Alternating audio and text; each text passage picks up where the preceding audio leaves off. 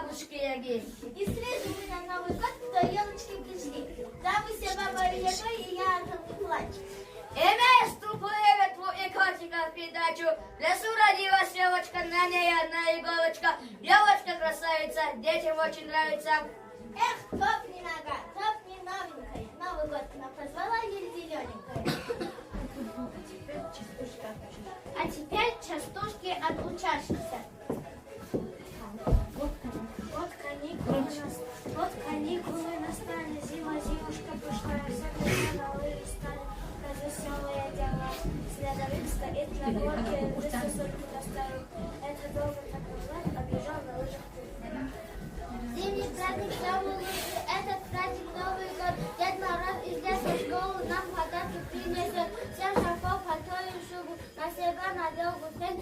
И Мороз пошел округу до угла, как шарик снег. Холодный нас берется, уши щиплет, но все равно мы зиму любим, шутит с нами Дед Мороз. Подарки. Дед Мороз раздает подарки.